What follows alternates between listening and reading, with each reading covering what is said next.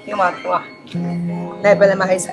誒呢個唔使，呢個要呢個唔使，呢個真係唔使，呢個要俾你買起食。嗱咁樣咁啊唔啱啊！俾你買起食。我係問你攞條方嘅。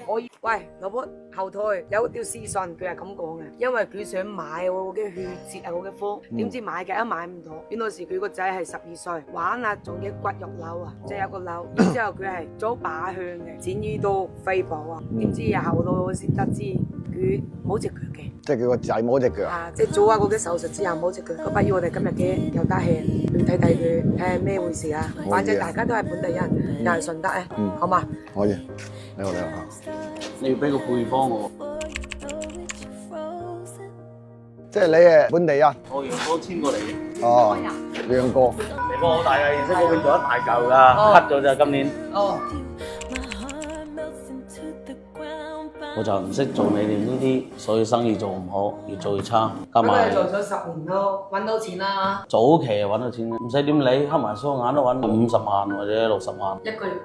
其實你哋係咩情況呢？我仔12歲，佢咧就唔知係踢球整親啦定點嚇。之前嗰腳咧就小腿有少少腫下咧，跟住又梗係睇鐵打㗎嚇。睇鐵打睇咗好耐又唔見消腫，跟住又拍片拍 X 光拍唔出喎，拍咗2次 X 光睇到都話骨冇事，咁又睇鐵打，咁拖應該有2-3個月。加埋嗰陣就係疫情，好多時候又唔俾出去咁，跟住又約好醫生去照磁共振。去照磁共振嗰陣時咧就好彩碰到歐陽醫生，即係軍安嗰個好好嘅，佢哋話好似有少少陰影喎，有啲麻煩，叫我出廣州。但係嗰陣時疫情又臨近過年，度度都封，跟住又拖多1個月就年後，即係相當於前面已經拖3個月。跟年後咧就上去做磁共振，一覆查一睇，個醫生就話係惡性，就真係要做穿刺。做穿刺一檢就係肉瘤穿刺，跟住咧就開始化療到依家已經13期。佢係前年2月30號入院嘅，到今年30號1年啦，依家又大半年咯，又嚟過年啦。依家咧就化療就停咗2個月，咁就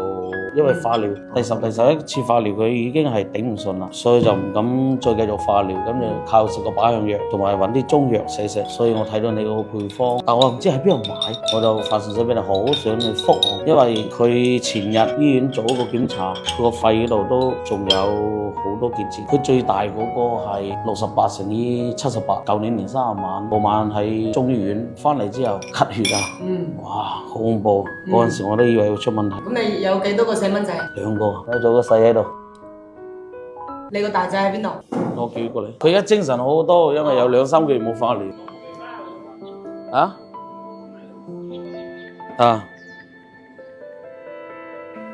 叫表姐潘叔叔。你好。啱裝，佢行得還算可以，日日練咯。佢折就折到呢度，喺呢度戴，一路着落去。痛到。而家痛。你買個養生壺，你首先將個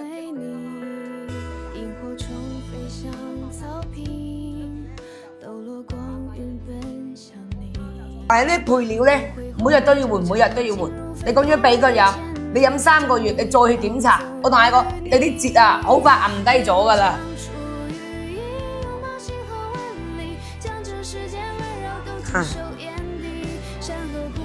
我哋睇你啲咁嘅嘢，救命啊！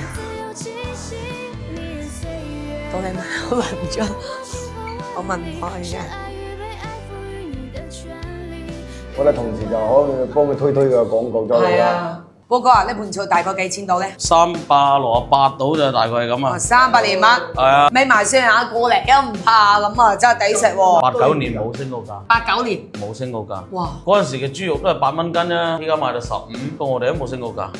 89年都唔升價係咩邏輯？呢啲良心企業咧一定要推薦。呢係拆水衣羹。拆水衣羹先啊！拆水衣羹。嗱，我哋呢度係用貴係嘛？係。用貴用女。呢度係用貴嘅用女。咁咧，我嘅粉絲啊，希望附近嘅所有粉絲有時間多抽啲時間過嚟，你哋成家大細過嚟食飯也好，過嚟玩也好，呢度嘅環境非常之靚嚇，相信老潘你唔會迷路嘅。呢度個牌子係乜嘢咧？九方園啊！我哋幫九方園，因為佢家庭上係有少少問題，困難肯定係困難㗎啦嚇。尤其個仔係出咗啲毛病，係跌咗隻腳出嚟。嚟。咁嘅情況底下咧，當然佢哋而家係我哋嘅粉絲，求阿表姐嗰條方，今日係直情就了解晒佢所有嘅情況。佢原來係有錢，但係而家就變咗負債，咁啊冇辦法。咁就希望各位食客多啲過嚟我哋九峰園嗰度行去撐下場、捧下場。我相信呢度嚟到九峰園嗰個美食係唔會令你哋失望嘅嚇。我哋要做好我哋嘅順德呢隻粵菜嗰個牌子，你哋做飲食嘅係花多啲時間，研製多啲我哋地道嘅順德美食，咁你就立於不敗之地㗎啦。挫折人生啊，個個都有，呢啲係好正常嘅，我哋必須要坦然去面對，係嘛？風雨過後就肯定會見彩虹嘅，你就相信自己就得啦。阿表姐條方飲咗之後，我會喺評論區準時回覆，2個月準時將實際情況如實上報。